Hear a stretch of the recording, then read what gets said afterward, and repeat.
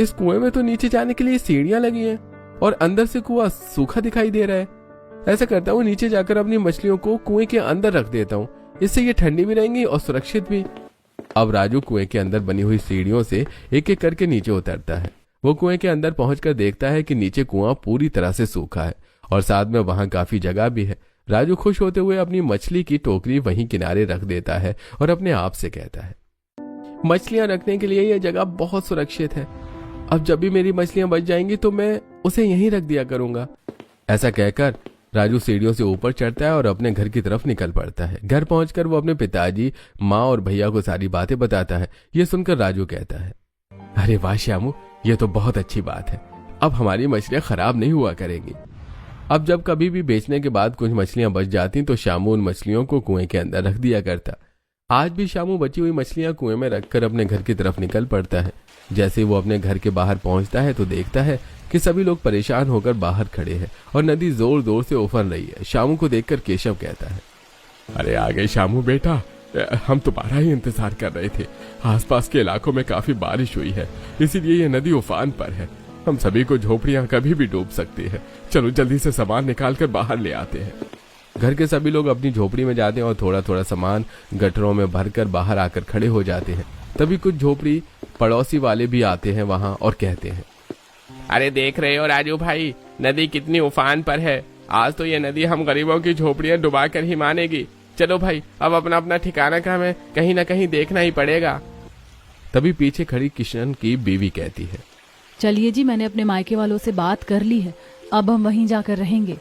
फिर किशन अपने परिवार के साथ वहां से चला जाता है और केशव का परिवार उसे जाते हुए देखते रहता है। उसके बाद बाकी मछुआरे भी अपना अपना सामान लेकर वहां से चले जाते हैं। तभी केशव अपने परिवार से कहता है, अरे सभी तो कहीं ना कहीं अपना इंतजाम करके रह ही लेंगे, लेकिन हमारा तो कोई भी नहीं है। अगर हमारी झोपड़ी डूब गई तो हम कहाँ जाएंगे। केशव ऐसा कह ही रहा था कि तभी नदी की लहर तेज हो जाती है और देखते ही देखते केशव की झोपड़ी के साथ साथ बाकी सभी मछुआरों की झोपड़ियां भी डूब जाती हैं। तब राजू कहता है, पिताजी अब यहाँ खड़े रहना खतरे से खाली नहीं है, चलिए हम सब यहाँ से चलते हैं। वो सभी अपनी अपनी गठरियां लेकर निकल पड़ते हैं। लगभग रात होने लगती है, हवाएं भी तेज चलने लगती हैं और सभी ठंड में कांपने लगते हैं। तभी चलते चलते पिंकी कहती है, पिताजी बहुत ठंड लग रही है, देखो ना, मैं और भैया कितना कांप रहे हैं, हमें और कितनी दूर चलना है। ए भगवान, एक ही तो टूटी फूटी झोपड़ी थी, आज वो भी डूब गई। अब हमारे पास तो रहने के लिए कोई जगह ही नहीं, कहाँ जाएंगे भला हम। धीरज रखो वीना, मुसीबत आई है तो काटनी तो पड़ेगी। ऐसा करते हैं, मछली बाजार की तरफ ही चलते हैं, रात काटने के लिए कोई जगह तो मिल ही जाएगी। और वो फिर सभी लोग मछली बाजार की तरफ निकल पड़ते हैं। चलते चलते रास्ते में श्यामू को वही कुआं दिखाई देता है जिसमें वो अपनी मछलियां रखा करता था।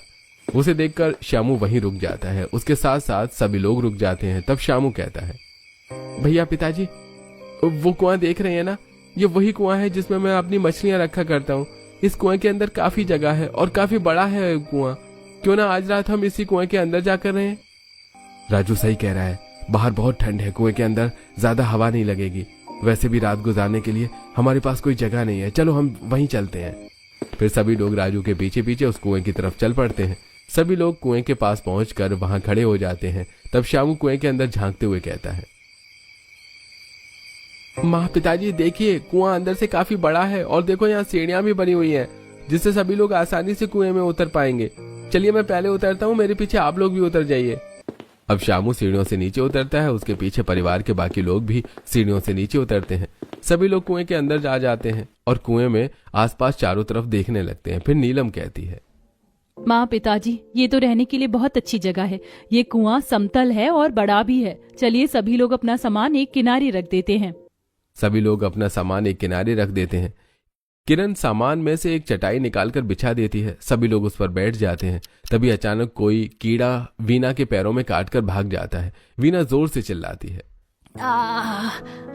मुझे किसी कीड़े ने काट लिया है, भगवान कितना दर्द हो रहा है। रुकिए माँ जी, मैं अभी दवाई लेकर आती हूँ और कीड़े के काटने वाली जगह पर लगा देती हूँ, आपको आराम मिल जाएगा। अब नीलम किनारे रखे सामान में से दवाई निकालती है और लाकर अपनी सास के पैरों में लगा देती है। थोड़ी देर बाद उन्हें राहत मिल जाती है। तब वो कहती है, देख लिया किरण बहू कि ये कुआं रहने लायक है कि नहीं। अरे ये कुआं है, कोई इंसानों के रहने का घर थोड़ी ना है। कितना अंधेरा भी है अंदर, मैं तो यहाँ नहीं रहूंगी। ए जी सुन लीजिए, आप जल्दी से जल्दी रहने की कोई व्यवस्था कीजिए। माँ समझने की कोशिश करो, इस कड़कड़ाती ठंड में हमारे पास रहने के लिए अभी कोई जगह नहीं है। जब तक हमें कोई और जगह नहीं मिल जाती तब तक हमें यहीं रहना होगा। तभी शामू कहता है, नीलम ये देखो यहाँ कुछ लकड़ियां पड़ी हुई हैं। तुम ऐसा करो कि सामान में से मिट्टी का तेल और कुछ खराब कपड़े निकाल लो। इन लकड़ियों पर कपड़ा बांधकर मिट्टी का तेल छिड़क कर हम मशाल बना लेते हैं, कुएं में उजाला हो जाएगा। फिर नीलम एक गठरी को खोलकर उसमें से कुछ खराब कपड़े और दूसरी गठरी से मिट्टी का तेल निकालती है। शामू आसपास पड़ी हुई लकड़ियों को इकट्ठा करता है और फिर उसके ऊपर कपड़ा लपेटता है और फिर मिट्टी का तेल छिड़क देता है। उसके बाद वो माचिस से उसमें आग लगाता है और उसे कुएं के आसपास की दीवार पर लगा देता है। इस तरह कुएं में थोड़ा उजाला हो जाता है। फिर पिंकी कहती है, माँ पिताजी मुझे बहुत भूख लगी है, मुझे कुछ खाने को दो ना। हाँ माँ मुझे भी बहुत भूख लगी, मुझे भी कुछ खाने को दो। बच्चों की बात सुनकर किरण कहती है, बच्चों को खाना तो खिलाना ही पड़ेगा। ऐसा कीजिए, आप दोनों बाहर से कुछ लकड़ियां और 2 बड़े पत्थर ले आइए चूल्हा बनाने के लिए। तब तक हम दोनों पत्तों की झाड़ू बनाकर यहाँ सफाई कर लेते हैं और सामान जमा देते हैं। हाँ राजू भैया, भाभी सही कहती हैं। और हाँ भाभी, वो देखिए वहाँ किनारे पर कुछ मछलियां भी रखी हुई हैं। आप मछली के साथ थोड़े चावल बना लेना। भैया चलिए हम लकड़ी और पत्थर की व्यवस्था करके आते हैं। दोनों भाई सीढ़ियां चढ़कर ऊपर चले जाते हैं तो वहीं किरण बाहर जाकर कुछ पत्ते लाकर उसकी झाड़ू बनाती है। किरण अच्छी तरह से नीचे झाड़ू लगा देती है और ऊपर से जाले भी निकालती है। तो वहीं सभी लोग एक किनारे बैठे हुए होते हैं। दूसरी तरफ नीलम गठरियां खोलकर रसोई का सामान जमाने लगती है। तभी राजू और श्यामू कुछ पत्थर और लकड़ियां लेकर वहां पर आ जाते हैं और वहीं किनारे रख देते हैं। फिर किरण और नीलम उन पत्थरों को जोड़कर चूल्हा बनाती है और लकड़ियां चूल्हे में लगाकर आग जला देती है। तब नीलम कहती है, भाभी खाना तो हम बना ले, लेकिन हमारे पास पानी नहीं है। नीलम तुम चिंता मत करो, कुएं के बाहर पास में ही एक छोटा सा गड्ढा है, वहां पर साफ पानी भरा हुआ है। मैं तो अक्सर इधर से गुजरते हुए वहीं से पानी पीता हूँ और वहाँ आसपास टूटे हुए मटके भी पड़े हुए हैं। तुम रुको, मैं अभी पानी लेकर आता हूँ। शामू बाहर जाता है और थोड़ी देर बाद टूटे हुए मटके में पानी लेकर वहां आ जाता है। नीलम मटका ले लेती है और अब थोड़े से पानी से मछलियों को धो लेती है। किरण चावल बीनती है और फिर कुछ मसाले डालकर किरण मछली बना लेती है और उसके बाद वो चावल चढ़ा देती है। खाना तैयार होने के बाद नीलम और किरण मिलकर खाना लगा देती हैं। सभी लोग खाना खाते हैं। तब किरण कहती है, माँ पिताजी 4-5 दिनों का राशन तो हमारे पास है, लेकिन उसके बाद। बहू तुम चिंता मत करो, कल ही हम लोग अपने लिए काम ढूंढने निकल जाएंगे। कोई ना कोई काम तो हमें मिल ही जाएगा। अब किरण अपने सामान में से कंबल निकालती है। सभी लोग उस चटाई पर कंबल ओढ़कर सो जाते हैं। अगले दिन सुबह उठकर केशव कहता है, अरे जैसे तैसे रहने की जगह तो हमें मिल गई, लेकिन अब हम लोगों को अपने लिए काम भी ढूंढना होगा ताकि हमारे घर का खर्चा चल सके। हाँ पिताजी, चलिए हम लोग काम ढूंढने के लिए निकलते हैं। ऐसा कहकर राजू, श्यामू और केशव सीढ़ियों से ऊपर चढ़कर काम की तलाश में निकल जाते हैं। तो वहीं किरण बाकी सभी लोगों से कहती है, माँ जी बच्चों चलिए ऊपर चलते हैं, ऊपर धूप निकल आई होगी, थोड़ी देर धूप ताप लेंगे। अब किरण के साथ बाकी सभी लोग भी सीढ़ियों से चढ़कर ऊपर आते हैं और कुएं के बाहर ही बैठकर धूप तापने लगते हैं। थोड़ी देर बैठने के बाद वीना कहती है, हा धूप में बैठकर कितना अच्छा लग रहा है। ऐसा लग रहा है कि हाथों पैरों में जान आ गई। हाँ माँ जी, आप सच कह रही हैं, पर मैं सोच रही थी अगर इसी धूप में नहाने का पानी मिल जाए और हम नहा सके तो बड़ा ही अच्छा महसूस होगा। हाँ भाभी, मैं भी यही सोच रही थी। चलिए आसपास पानी की तलाश करते हैं। सभी लोग मिलकर पानी की तलाश करते हुए आसपास घूमते हैं। तभी वहां पर एक बड़े से गड्ढे में ढेर सारा साफ पानी दिखाई देता है। पानी देखकर सभी खुश हो जाते हैं। फिर बारी बारी करके पानी निकालकर सभी लोग नहा लेते हैं और धूप में ही अपने कपड़ों को सुखाकर पहन लेते हैं। तब किरण कहती है, नहाकर बड़ा ही अच्छा महसूस हो रहा है। चलो पानी तो मिल गया, अब हमारा नहाना, धोना, बर्तन और बाकी के सारे काम यहीं से हो जाया करेंगे। फिर कुछ सोचते हुए नीलम कहती है, वैसे माँ जी मैं सोच रही हूँ कि यहाँ से मिट्टी और पानी ले जाकर कुएं की लिपाई पुताई कर लूं, जिससे कि कुआं सुंदर भी दिखेगा और कीड़े मकोड़ों का डर भी नहीं रहेगा। हाँ भाभी, और कुछ लकड़ियाँ भी बीन कर अंदर ले जाकर रख देते हैं जिससे हम आग जला सकें। फिर किरण कुएं के आसपास से कुछ मिट्टी इकट्ठा करती है तो वहीं नीलम आसपास पड़े फूटे हुए घड़ों और डब्बों में पानी भरती है और वीना लकड़ियां इकट्ठा करती है। फिर नीलम कहती है, चलिए माँ जी अब हम लोग घर चलते हैं, शाम भी होने लगी है। वो लोग सूखे कुएं के घर की तरफ निकल पड़ते हैं और कुएं के पास पहुंचकर सीढ़ियों से उतरकर कुएं के अंदर जाते हैं। फिर किरण थोड़ा पानी लेकर कुएं की लिपाई पुताई कर लेती है। धीरे धीरे रात होने लगती है। तभी कुएं के अंदर ठंडी हवा आने लगती है जिससे सभी को ठंड लगने लगती है। ये देखकर वीना कहती है, बहू किसी तरह से अगर कुआं ऊपर से ढक जाए तो ये ठंड कम हो सकती है। तभी वहां पर घर के मर्द भी आ जाते हैं। केशव के हाथों में एक तिरपाल देखकर वीना कहती है, ये तो बड़ा अच्छा किया आपने जो तिरपाल ले आए। हाँ वीना, हमारे पास जो थोड़े बहुत पैसे बचे थे उससे ये तिरपाल ले आया हूँ। बाबूजी, आप लोगों को कोई काम मिला क्या? नहीं किरण, आज तो हमें कोई काम नहीं मिला। हाँ, लेकिन 1-2 दिनों में काम मिल जाएगा। तभी पिंकी कहती है, दादाजी जल्दी से तिरपाल कुएं के ऊपर लगाओ ना, कुएं के अंदर ठंडी ठंडी हवा आ रही है, मुझे और बंटी को ठंड लग रही है। हाँ बेटा, अभी लगाता हूँ। राजू, श्यामू, चलो चलकर मेरी मदद करो। वो लोग सीढ़ियों से चढ़कर ऊपर जाते हैं और तीनों तिरपाल को पकड़कर कुएं के ऊपर बांध देते हैं। साथ ही सीढ़ियों वाला हिस्सा खुला छोड़ देते हैं। फिर वो लोग वापस आ जाते हैं। केशव कहता है, देखो बच्चों, अब हवा अंदर नहीं आएगी और हम सबको ज्यादा ठंड नहीं लगेगी। ये देखकर सभी लोग खुश हो जाते हैं। अब किरण चूल्हा जलाती है और मक्के की रोटियां बनाने लगती है। सभी लोग साथ बैठ जाते हैं। सब्जी बनाने के लिए उनके पास कुछ नहीं था, इसलिए सभी लोग नमक और प्याज के साथ मक्के की रोटी खा लेते हैं और कंबल ओढ़कर चटाई पर सो जाते हैं। अगले दिन सुबह उठकर फिर केशव अपने दोनों बेटों के साथ काम की तलाश में निकल पड़ता है। थोड़ी देर बाद बाकी के सभी लोग धूप लेने के लिए कुएं से बाहर आ जाते हैं और बाहर बैठकर धूप सेकते हैं।